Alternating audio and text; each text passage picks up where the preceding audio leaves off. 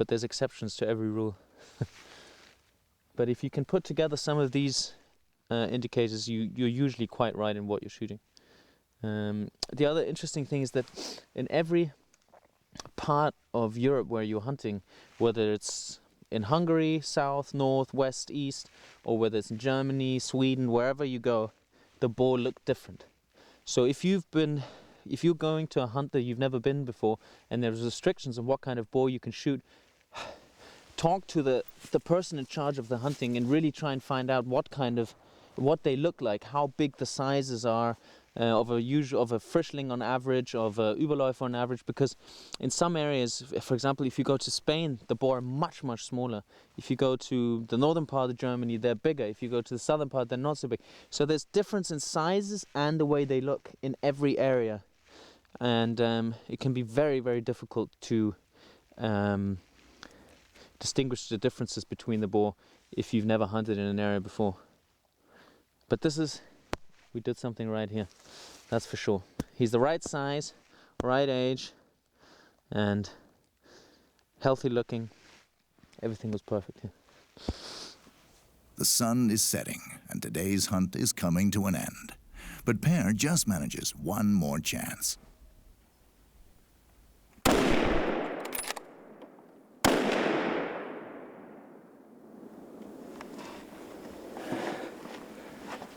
I don't know how good the first shot was, but I thought it was better to do one more shot since he was running.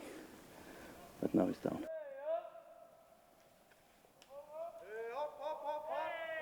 From a bird's eye perspective, it's easier to get an impression of the terrain and the forest.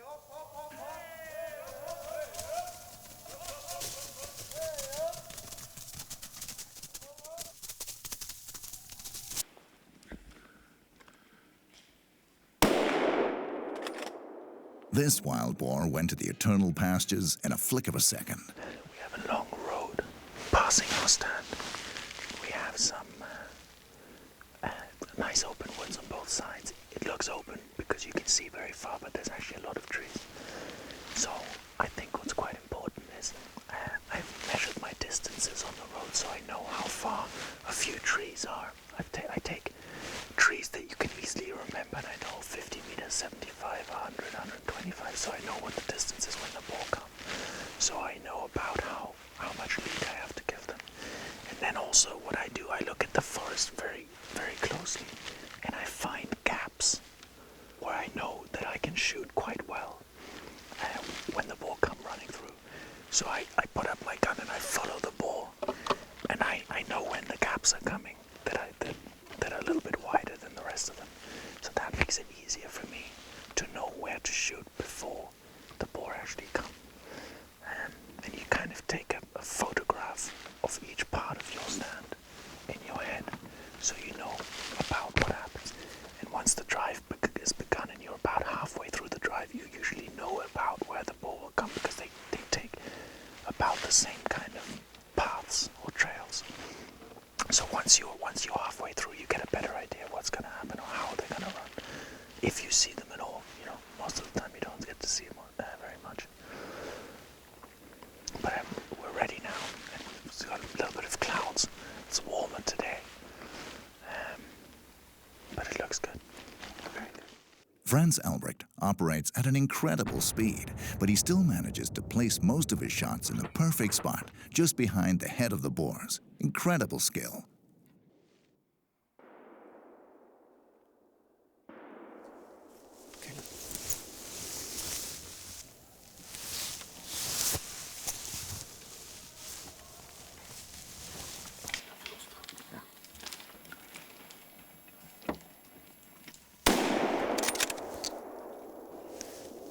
Eric Jepsen has also learned the importance of placing the shot forward and up high on the animal. Shots like that are instantaneously mortal.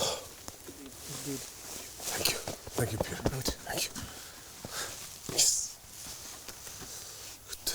Good.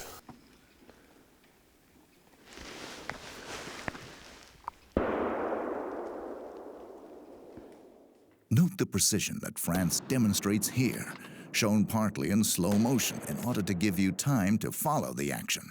Once again, this is world-class shooting, every time selecting the right targets and dispatching them with extremely accurate killing shots.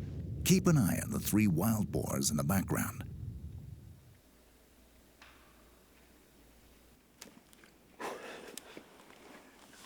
Did you film?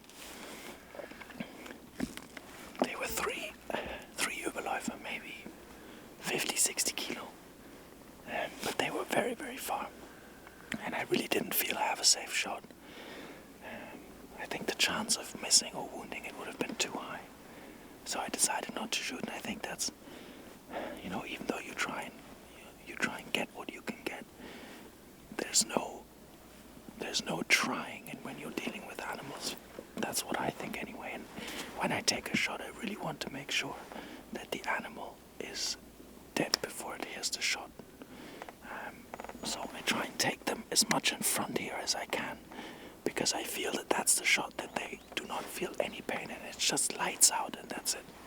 Of course, you cannot always do that, but I try to keep within the distances and within the speeds and everything that I know that I can hit quite well, or most of the time. So I don't take any risks, and that's something that my father told me from when I was very young. He asked me, do you think you can hit that target over there? And when I said, I will try, he said, there's no trying. Either you're sure you can hit it or you can't, and I've never forgot that. And, so I think those were just a little bit too far and a little bit too fast, so I let them go. A very wise lesson indeed.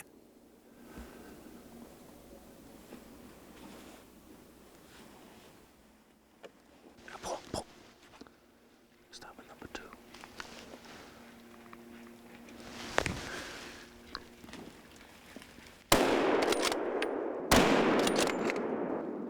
As can be clearly seen, almost all the shot wild boars are killed instantly. It simply cannot be demonstrated more efficiently than what Franz Elbrich does here.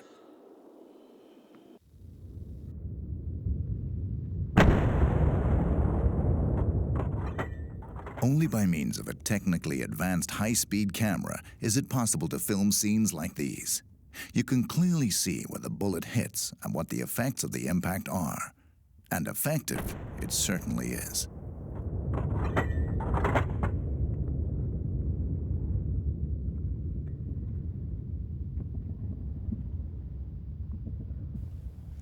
It will be too far away.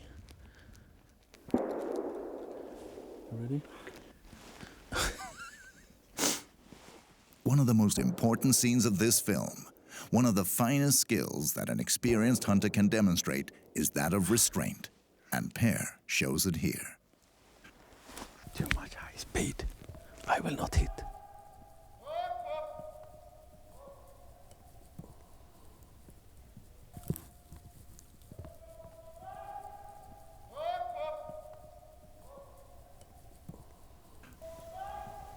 Remember, up high and far forward. There are many rules relating to hunting, but this one is quite simple to remember. Make sure that you are well prepared and your equipment is in fine working order.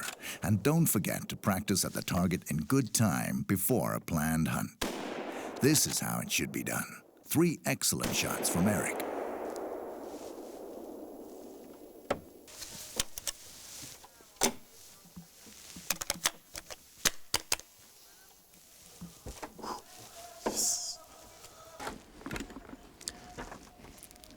The last one.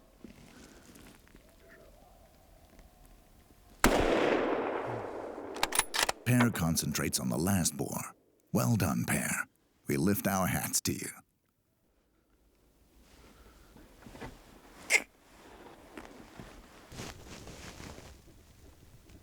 An old male tries to sneak away.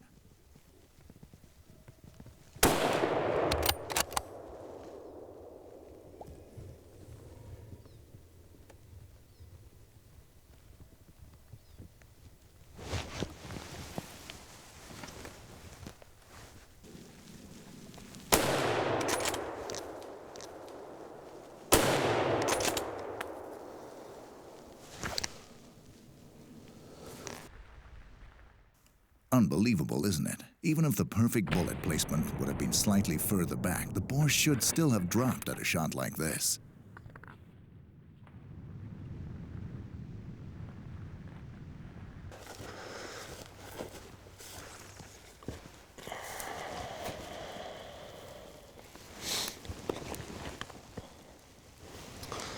Yeah, good Kaila. It came out here at 90 meters from my stand. It stands still first and then it starts walking again. And we shot that one. That was the only wild boar we had on this stand. But luckily we got it.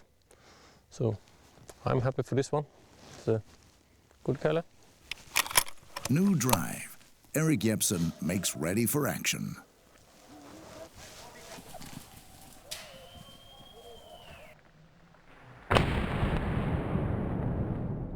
This is perfect bullet placement. Not a whisker moves. It really is a pleasure to watch excellent bullet placement like this. Everyone carries extra magazines for their rifles in order to enable fast reloading. Per refrains from taking any risks at this distance. Better to wait for a better chance.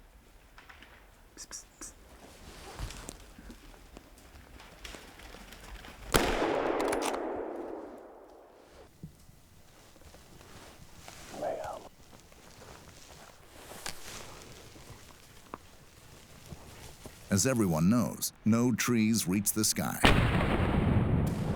It's unavoidable that you hit a tree sometimes when hunting in semi-dense forest like this. This was caused by a bullet from Eric's 7mm Magnum. Pierre hears something, but soon he can relax. It was only a beautiful female roe deer tripping by.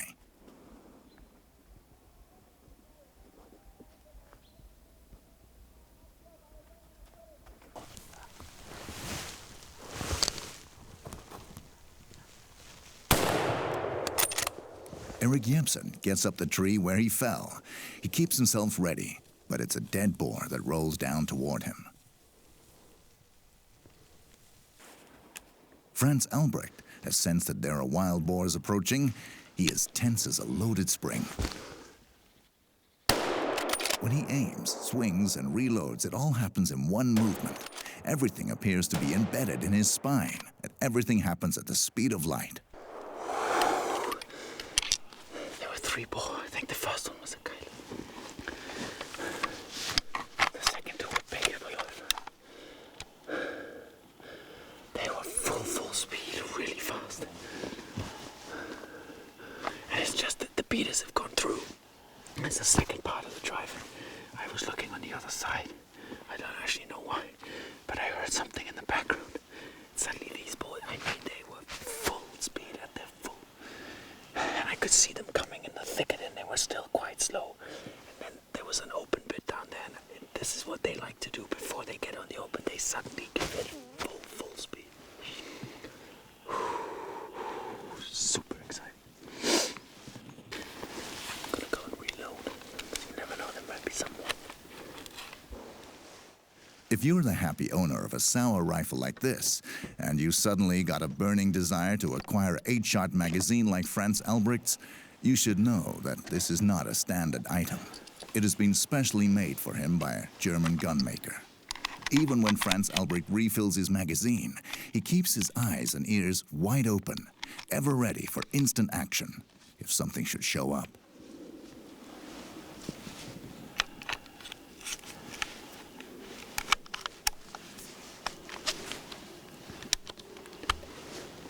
Ready to go again. But it's really interesting, you know. We've had such a slow morning. In our stands, there was really not much happening. Then we had a really good lunch. We came back out, we weren't expecting much. And then things with wild boar shooting, they can happen within half a second. Suddenly you have the most amazing experience. That's what makes it so exciting. And actually here in Hungary, in July, they told us that they have the 3-fold damages in the fields, in the crops by the boar this year. So in 2010.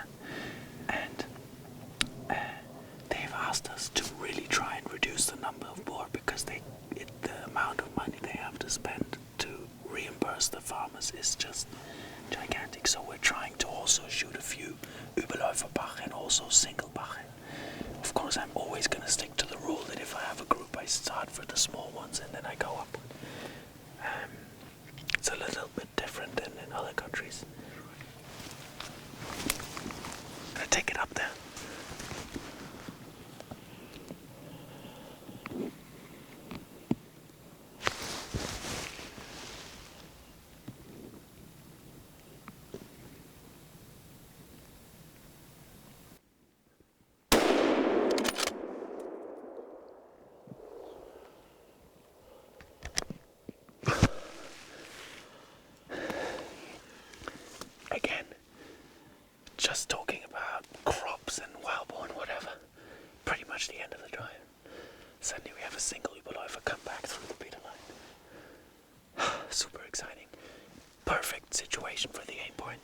because you have a lot of trees. It's maybe 90 meters away. And with the aim point, you have the space in between. You can really wait for the wild boar to come into a gap. And that's what I just did. It worked. So I'm super happy about it. So, dann bleiben wir sein. Danke. Sehr schöner Stand. Ein guter und schöner Stand ist nicht genug.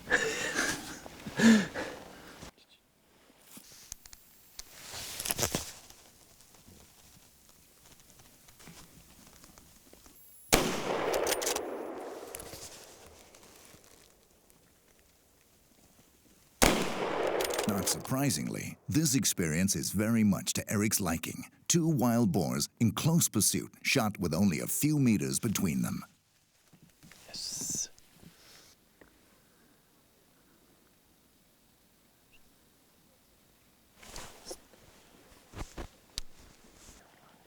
That is a big group of Überläufer. I'll start with the first one, I think, because they're all the same size. It may look simple when Franz Albrecht shoots and presents one clean hit after the other to a group of wild boars, but make no mistake, not many people in the world are able to do what he does.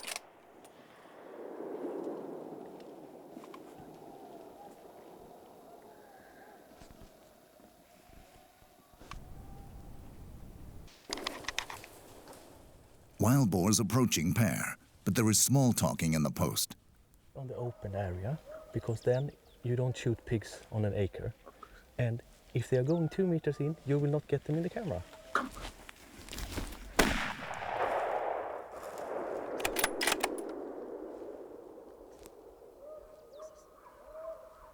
I got him. I got him. A big Gaelic came very close and I got him.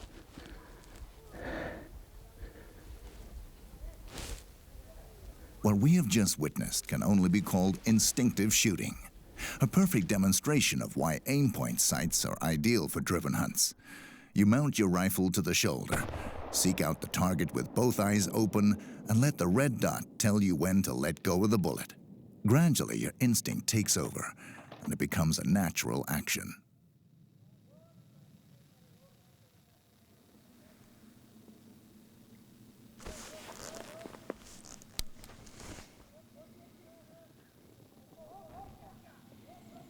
Here we have a Kyler coming. It's about 100 meters. I'm gonna take him.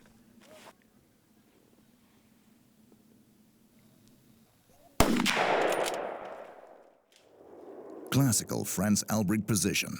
He keeps the red dot pointed at the animal to make sure that it's stone dead.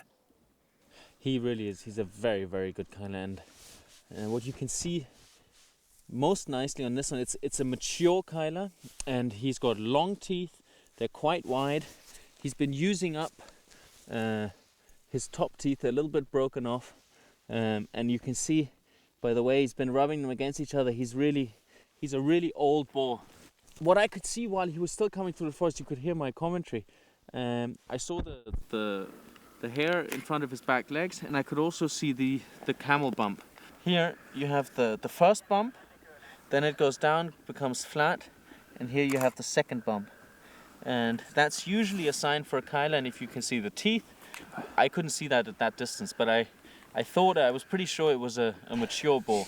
And you can see on his bottom teeth, they're very long and quite wide, and these on the inner side, the area where he's been rubbing is maybe 6-7 centimeters long, and also the top ones have been worn very, very much, and that's a very good sign for a mature old Kyler. And you could see by the way he was trying to sneak out at the top of the drive. He was completely by himself, and he was going in a typical Kyler troll. You know, they don't run, they just troll along because they've got nothing to fear. They're not scared of any dogs, or they just find it annoying that the beaters are making him get up. But he's not going to be running.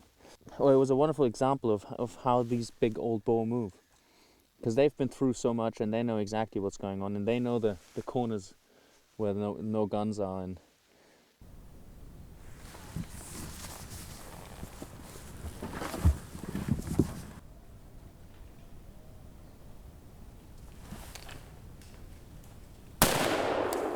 Fine first shot.